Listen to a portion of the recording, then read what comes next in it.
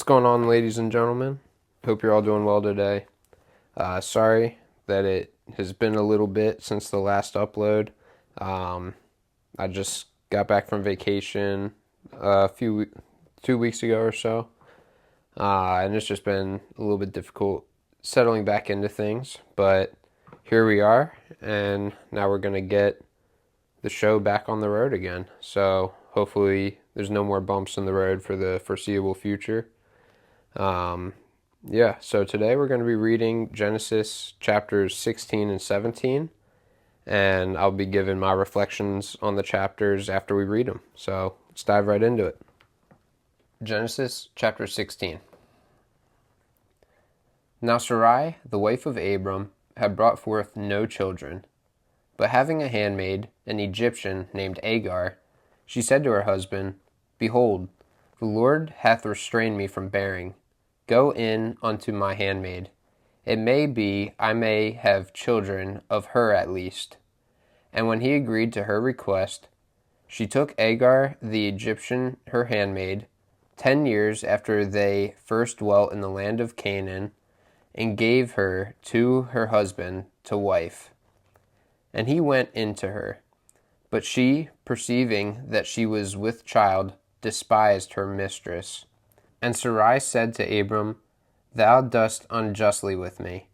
I gave my handmaid into thy bosom, and she, perceiving herself to be with child, despiseth me.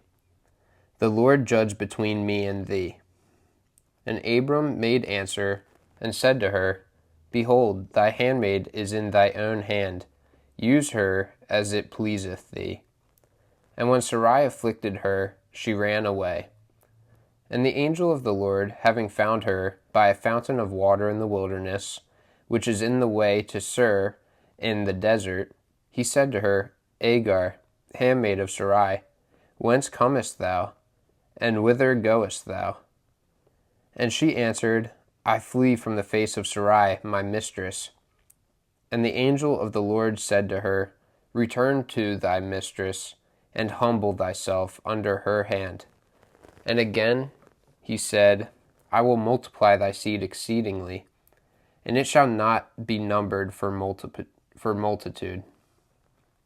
And again, Behold, said he, thou art with child, and thou shalt bring forth a son, and thou shalt call his name Ishmael, because the Lord hath heard thy affliction. He shall be a wild man, his hand will be against all men, and all men's hands against him. And he shall pitch his tents over against all his brethren. And she called the name of the Lord that spoke unto her, Thou, the God who hast seen me. For she said, Verily here have I seen the hinder parts of him that seeth me. Therefore she called that well, the well of him that liveth and seeth me. The same is between Cades and Berad. And Agar brought forth a son to Abram, who called his name Ishmael. Abram was 86 years old when Agar brought him forth Ishmael. Genesis chapter 17. And after he began to be 99 years old, the Lord appeared to him, and said unto him, I am the Almighty God. Walk before me, and be perfect. And I will make my covenant between me and thee, and I will multiply thee exceedingly. Abram fell flat on his face, and God said to him, I am, and my covenant is with thee, and thou shalt be a father of many nations. Neither shall thy name be called any more Abram, but thou shalt be called Abraham, because I have made thee a father of many nations.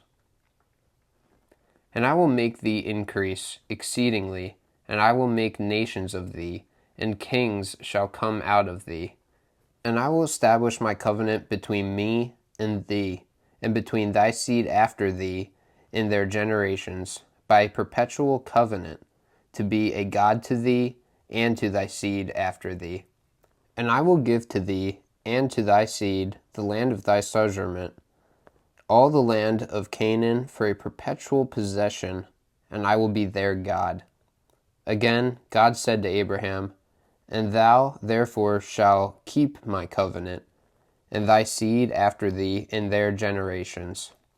This is my covenant which you shall observe between me and you and thy seed after thee.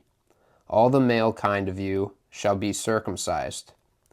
And you shall circumcise the flesh of your foreskin, that it may be for a sign of the covenant between me and you. An infant of 8 days old shall be circumcised among you, every man-child in your generations, he that is born in the house, as well as the bought servant shall be circumcised, and whosoever is not of your stock. And my covenant shall be in your flesh for a perpetual covenant. The male whose flesh of his foreskin shall not be circumcised, that soul shall be destroyed out of his people, because he hath broken my covenant. God said also to Abraham, Sarai, thy wife, thou shalt not call Sarai, but Sarah. And I will bless her, and of her I will give thee a son, whom I will bless. And he shall become nations, and the kings of people shall spring from him. Abraham fell upon his face and laughed, saying in his heart, Shall a son, thinkest thou, be born to him that is 100 years old? And shall Sarah, that is 90 years old, bring forth? And he said to God, O that Ishmael may live before thee. And God said to Abraham, Sarah thy wife shall bear thee a son, and thou shalt call his name Isaac, and I will establish my covenant with him for a perpetual covenant, and with his seed after him. And as for Ishmael, I have also heard thee. Behold, I will bless him, and increase and multiply him exceedingly. He shall beget 12 chiefs, and I will make him a great nation. But my covenant I will establish with Isaac, whom Sarah shall bring forth to thee at this time in the next year. And when he had left off speaking with him, God went up from Abraham. And Abraham took Ishmael his son, and all that were born in his house, and all whom he had bought, every male among the men of his house, and he circumcised the flesh of their foreskin, forthwith the very same day as God had commanded him. Abraham was 99 years old when he circumcised the flesh of his foreskin, and Ishmael his son was full 13 years old at the time of his circumcision. The selfsame day was Abraham circumcised, and Ishmael his son. And all the men of his house, as well they that were born in his house, as the bought servant and strangers, were circumcised with him.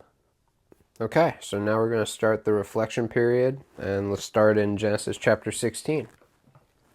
So, Sarai, which is Abram's wife, she asks Abram to have a child with Agar, which is their handmaid, since so far they've been unsuccessful in having children, and it just, hasn't worked out yet. So this is what Abram does. He does as Sarai asks, and then Agar becomes pregnant. And then once Agar realizes that she's going to have a child, she begins to despise Sarai. So I wanted to look up what despise meant, what it is to despise. And it says, is to feel a strong dislike for someone or something because you think that that person or thing is bad or has no value. And that's according to the Cambridge Dictionary. So, basically, Agar now views Sarai as if she has no value. She has been unable to provide a child for Abram. And now that Agar has this thing that Sarai wanted so badly, she kind of looks down upon Sarai. So, she views Sarai as kind of less than herself, even though prior to this event, she was just the handmaid. Before this happened and before she realized that she was going to have a child, she was just the handmaid to Sarai. So she actually was inferior to Sarai in the beginning, and now it's kind of flipped upside down. So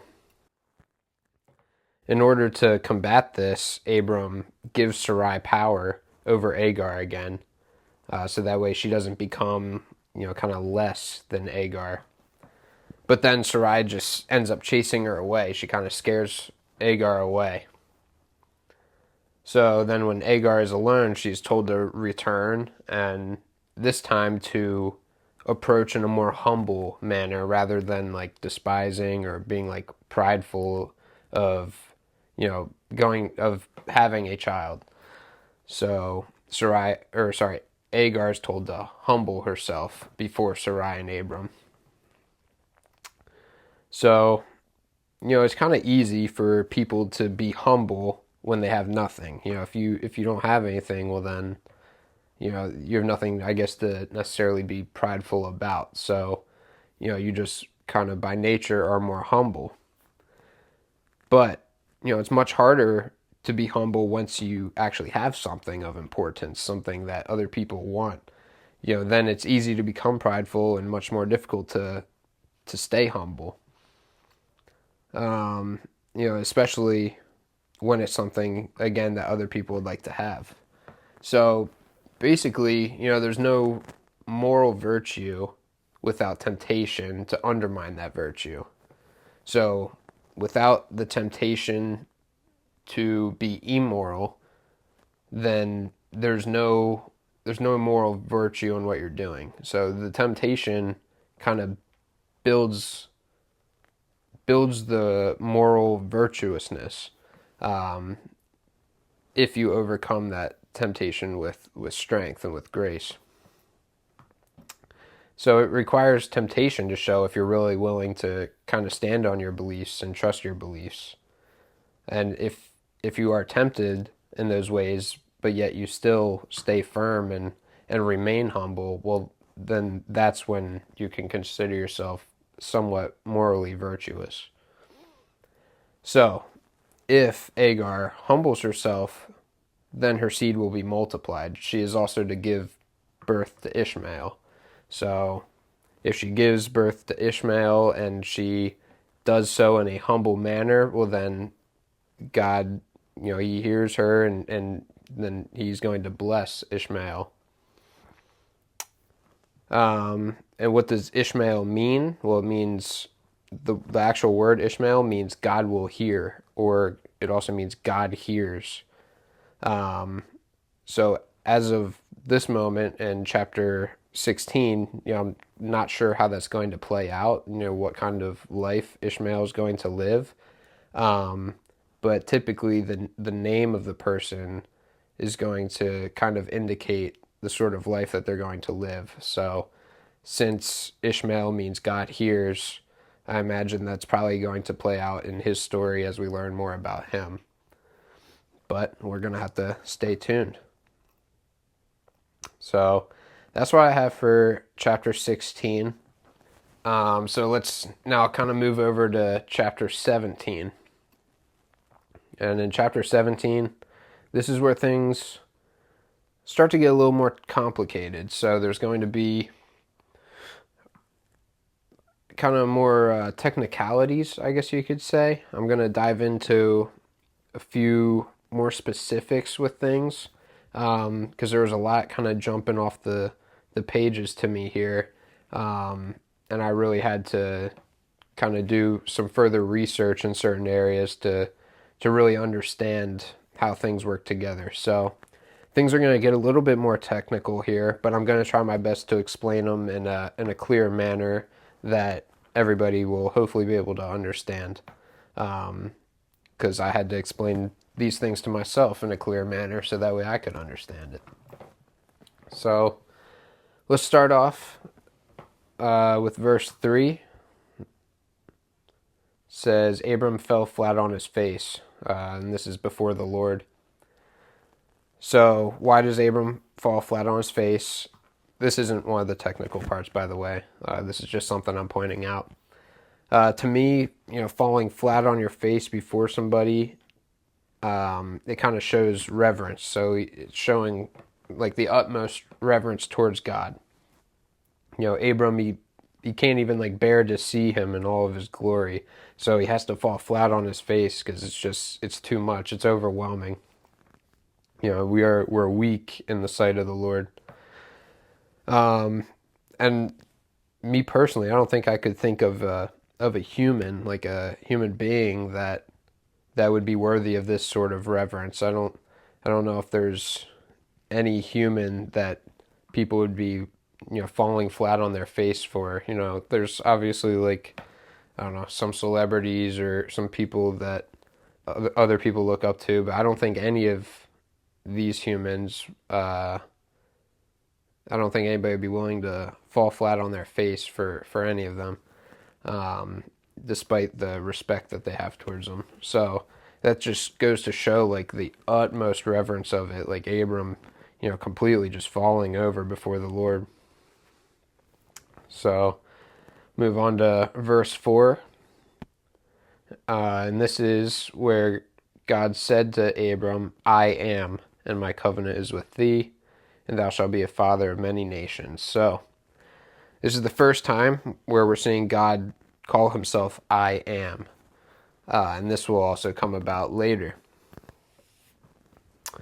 So the statement I am, what does that mean? What does it mean when God's saying I am? And there's a lot there. So I'm going to try my best to dissect some of that. First off, the statement I am, it points towards his eternal and unchanging nature. So God, he doesn't have a beginning or an end. He's timeless, which means he's not created, but he is the eternal creator. Some people may call that the unmoved mover. So in other words, God is being itself. So, for instance, you and I, you watching this video and myself, we have being. We have being is a gift from God, but we are not what being is. It's something that we possess. We were something that was created, but we will also die here on earth. So our being, our state of being is contingent or dependent upon something else.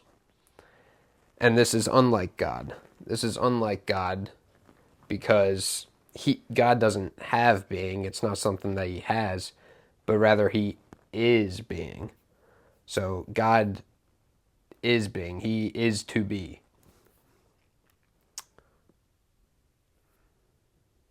So God is kind of that necessary truth that drives the contingent truths. So if you think about it, like God is kind of the foundation, that necessary truth foundation in which the rest of it can exist upon. So if somehow God stopped being, well then everything else would cease to be because everything is dependent upon God's being at the foundation. So let's use an easy kind of visual example to understand this. So you can think about a light bulb, and it's in a lamp. This light bulb is twisted into a lamp, and it's producing light. There's light coming from this light bulb. So the light bulb, it requires energy, or it requires power to produce this light. It doesn't just, it's not just lit on its own. It doesn't have that state of being of being lit up on its own. So it requires this power. So that light, that is the gift. That is the gift of being from the power. So it being lit up is contingent upon something else. So you have the lamp and you have the light, and it's producing light. Well, the lamp has to be plugged in. It has to be plugged into an outlet. And then the light switch has to be in the on position. And then the wires in the house have to all be connected appropriately and connect to a power grid, and that power grid has to have a power source. So it's kind of this chain of contingent things, and that power source is kind of the necessary truth, the foundation in which that energy is able to pass through in order to light this light bulb up. So, just as that power source is kind of the necessary truth at the bottom of being able to light this light bulb, so is God that necessary truth in which the rest of being kind of stands upon. All these things connect together, and they're contingent upon, at the base of it all, this one necessary foundation. So that's kind of a very simplified way of understanding what these contingent truths all depend upon, which is that necessary truth. So the universe, it did not have to exist, but does exist because God wills it. So let's move into verse 5. Neither shall thy name be called any more Abram, but thou shalt be called Abraham, because I have made thee a father of many nations. So Abram means exalted father, and Abraham means father of many. So God gives Abram this new identity, which is to show his new purpose. So Abram is not just going to be a father of one great nation, but rather a father of many nations now. So he's moved up now, and the covenant that is with Abram is now expanded to be a father of many nations instead of one. And in verse 15, we see the same with Sarai, who becomes Sarah. So Sarai means my princess, while Sarah just means princess. So this also follows the role of Abraham. So Sarah is not just Abraham's princess. It's no longer, my princess, but rather the princess of nations, or another way of viewing that would be the mother of nations. So Sarah becomes the mother of the nations. So both Abraham and Sarah are included in the covenant, and each have an important role to play. And then let's move to verse 7. It says, "And I will establish my covenant between me and thee, and between thy seed after thee and their generations by a perpetual covenant." In other translations, instead of saying perpetual covenant, it actually says everlasting covenant. So the sign of this covenant is by the circumcision of men. And because that's the sign of the covenant, being the circumcision of men, it makes me, there was a lot of things that were kind of firing in my brain about, trying to figure out what all this meant. So first it had me wondering, well, how are women able to, be entered into this old covenant? Because for obvious reasons, they can't be circumcised. So how are they supposed to be a part of it? How can they join? So first off, this is why the fulfillment in the new covenant is so important. Because in the old covenant, women, they could only really join the old covenant through family identity. So identity back then was much more about family roles and your part in the family.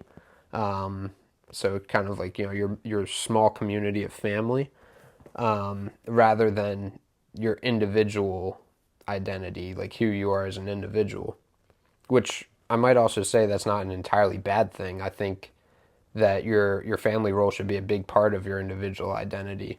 So I think there's good things in that, to have, a big part of yourself being what is your role in the family and what can you do for your family. I think that should be a big thing, but in the new covenant, that's not everything anymore. You're more of an individual. So back then, what that meant for the women with the old covenant is that they were able to join the covenant through the head of the household, which was the male. And then eventually this gets changed in the fulfillment of the covenant, which is now baptism, because anybody can be baptized, and it's not just the men anymore. So it's available to every individual. So, secondly, the second thing that I found interesting and had to kind of do a little bit of a deep dive in was, it says it's an everlasting covenant. So if it's everlasting, then why isn't it required today? So that's when I found out about this original Hebrew word that is used. I'm going to pronounce it as Olam. It's spelled O-L-A-M. So Olam. And this is the word that is used to say everlasting or eternal. So when I first read it as like this everlasting covenant, I read that, that means that it's supposed to last forever. So, like, why isn't that the case? Like, why is it different now? Since, God said it's the everlasting covenant, it should be eternal, right? And then I came to realize that that's not necessarily the case, actually. So a lot of this hinges on this word olam. So this word olam can have different meanings, and it all kind of depends on the context. So it can mean perpetual or like eternal. It can also mean lifelong, or it can also mean as long as God intends it to serve its purpose. So it does not strictly mean eternal. And this is important because, today it's not a requirement for Christians to be circumcised, even though the passage said that it's an everlasting covenant. So Olam in this case meant that this sign of circumcision served a purpose until it was fulfilled in Jesus. Jesus brought us the new covenant and the new sign of the covenant, which is baptism. So now baptism marks this entrance into the new covenant rather than circumcision into the old covenant. So that's kind of the general gist there.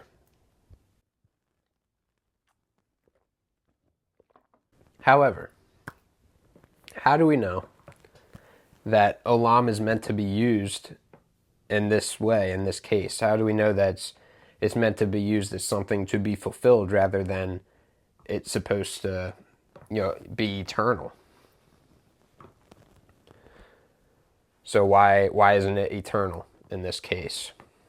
Because, if we are wrong, and if it was supposed to truly mean eternal, well then, what would that mean? That would mean that Jesus is contradicting the covenant and going against God. That's what that would mean. And this sort of cracking can begin to occur then between the Old Testament and the New Testament. And that would unfold inevitably, resulting in an argument that is often brought forth that the Old Testament God and the New Testament God are different gods from one another. So, if we're not interpreting this carefully, then it can seem like Jesus is overthrowing what the Old Covenant established rather than fulfilling. So it's important that we get these sorts of interpretations right. Otherwise, it would seem like Jesus is just, kind of doing what he will with the Old Covenant and just changing it. So we have to figure out, is that the case here, or is it true that Jesus is actually fulfilling this Old Covenant? So, there's many cases in which we see the word olam being used in the Old Testament and it being transformed in the New Testament. So an example of where an Old Testament usage of the word olam is transformed is in the Levitical priesthood. which is called a perpetual priesthood. That's what they use to describe the Levitical priesthood. It's a perpetual priesthood. But then later, we see that this becomes the role of Jesus, who is now the new and everlasting high priest.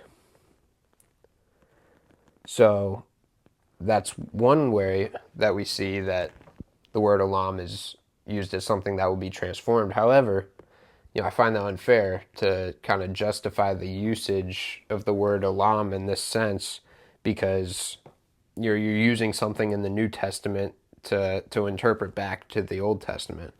So, I didn't think it was fair to use something from the New Testament and kind of use that as justification for interpretation of a word in the Old Testament, because then I think that runs into the same problem of, well, then you're just kind of backtracking and interpreting it as you wish it to be rather than what it was meant to be. So, hey guys, I'm gonna pause the video really quick here and jump in. So basically what this all means is that I needed to find an example where Olam wasn't always interpreted as everlasting or eternal in the Old Testament alone. So there had to be an example in the Old Testament where it wouldn't make sense for Olam to mean eternal.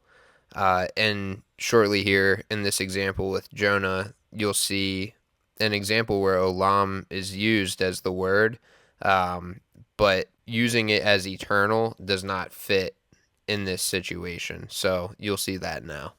There are a few examples of this in the Old Testament that use the word where it isn't interpreted as eternal. So one of these examples is in Jonah chapter 2, verses 6 to 7. So it says, "The waters compassed me about even to the soul. The deep hath closed me round about, the sea hath covered my head. I went down to the lowest parts of the mountains, the bars of the earth have shut me up forever. And thou wilt bring up my life from corruption, O Lord my God." So Jonah says, the bars of the earth have shut me up forever. So he uses the word Olam here to say forever. So is that what happened? Was this actually forever? Was this eternal?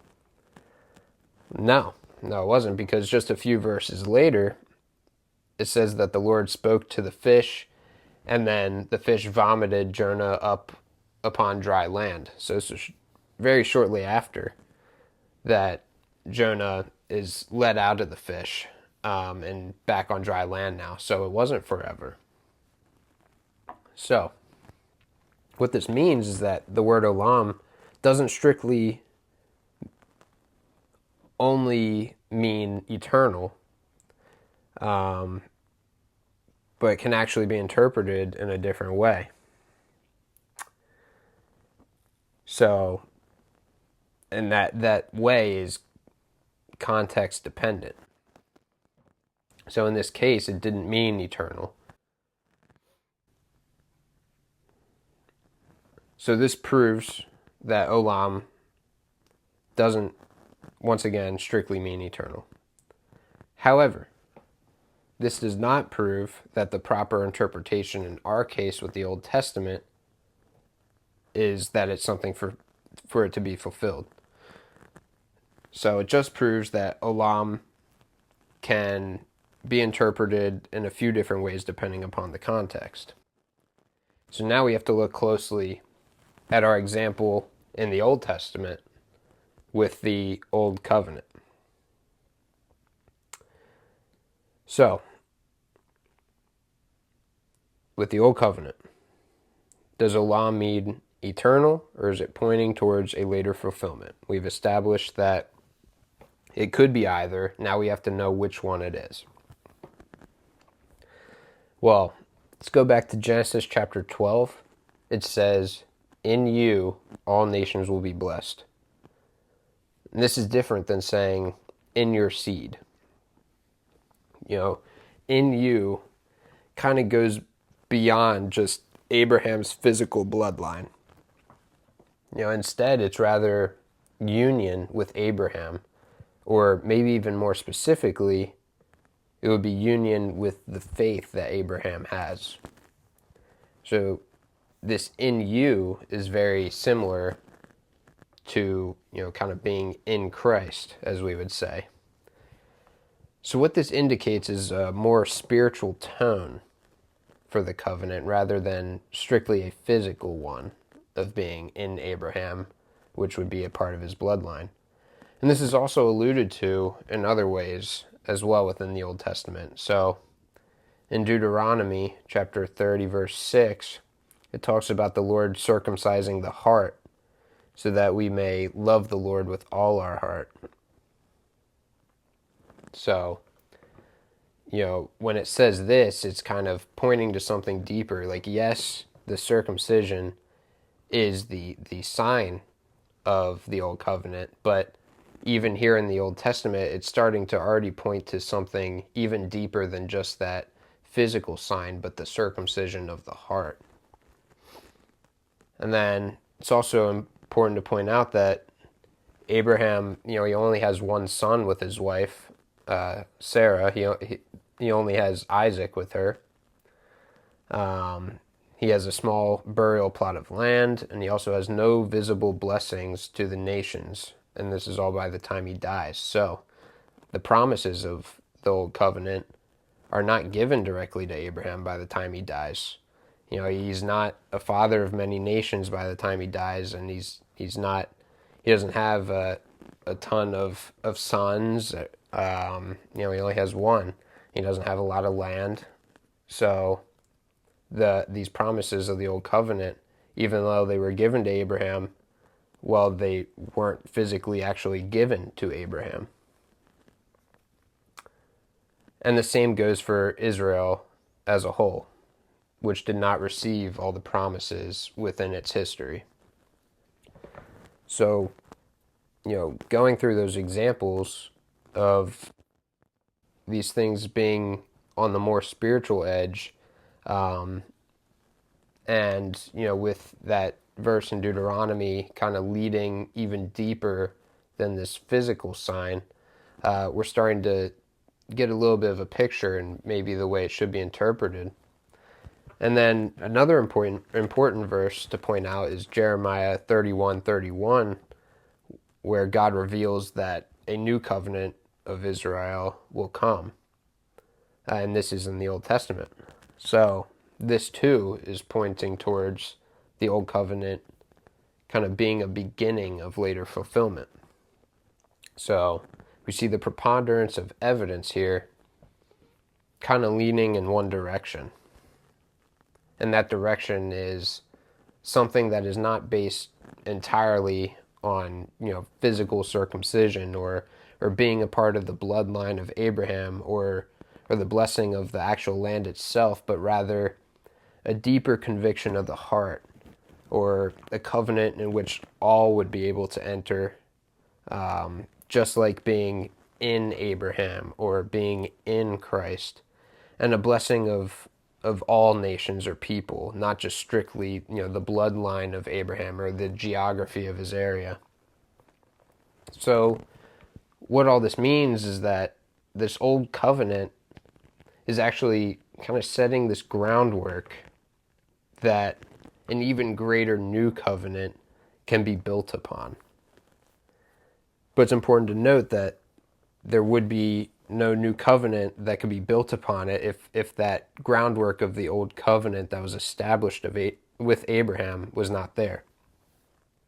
So for these reasons of this kind of progression of being called to, have that circumcision of the heart and being told that a new covenant is going to become even within the Old Testament, and that the promises of the Old Covenant weren't given strictly to Abraham, but rather the people that are joining in Abraham and in Abraham's faith, rather than being a part of his bloodline, these are the things that are starting to point us in a direction of Olam not strictly meaning eternal, but rather meaning something to be fulfilled, something that is started, but the finish of it is yet to come. And for those reasons, I would say that the best interpretation and the one that makes the most sense in the specific case of the Old Covenant that is being established here in Genesis chapter 17, that Olam, in the sense of something that is to be fulfilled, that sort of interpretation of the word is the correct one to use in this case. So I know that was all very technical, and that was a deep dive just into one word. But it's very important to get that right, as I said earlier, because if we misunderstand what God means when he's saying everlasting in this case, or perpetual, then yeah, you would start getting this cracking between the Old Testament and the New Testament and be like, wait a minute, I thought that this covenant was supposed to be eternal, and here comes Jesus and he's changing it. How can he do that? But when we understand that, no, it was actually interpreted as something to be fulfilled, then we realize Jesus didn't come here to change the old covenant. He came here to bring it into completeness for all. So very, very important to get this right, and it's pretty mind-blowing to me that these sorts of things can come down to a few words and the understanding of it. And that's why I am not the arbiter of truth. My interpretation is not the correct one that everybody must adhere to. I don't even believe that it's my job. No, it's certainly not my job to interpret it and to be the person to interpret it. That's outside of my wheelhouse. I was just trying to at least understand it the best I could, but I highly encourage you to read it and figure it out. Obviously, if you're Catholic, though, then this is all done for you because you believe that the church has the authority to interpret these things. And their interpretation is the correct one because they're guided by the Holy Spirit. So that's what I came up with there. Read it yourself and see what you think. But yeah, it's just pretty amazing that it can kind of all come down to just understanding these minor nuances. But pretty neat how if you really look into it, like there's a lot there. So yeah, I think that was kind of the first time so far within our readings where I really had to go super deep in order to kind of understand these way bigger picture things that you wouldn't even realize were all there in one or two verses. But when you're reading it and when you're trying to understand these things and trying to ask questions to really gain deeper knowledge, well then these bigger picture things start to pop out at you, and it's pretty neat how as they start piecing together, it's like, whoa, that kind of makes sense. That makes more sense that it is something that it had to be fulfilled. So yeah, pretty amazing how things like this are already pointing towards later fulfillment. But yeah, once again, sorry that it's been so long since the last episode. Hopefully we're back on it now, posting regularly once a week. But hopefully nothing changes there.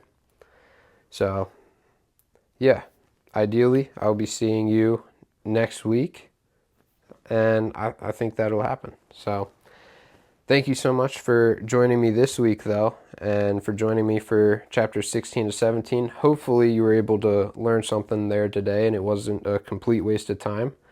And hopefully that makes sense. And if there needs to be any more further clarification, please let me know. But I believe I spoke clearly about it, but I'm happy to go even further if that's what's required, because we're all trying to learn here. So, yeah, thank you so much for joining me. I really appreciate your time.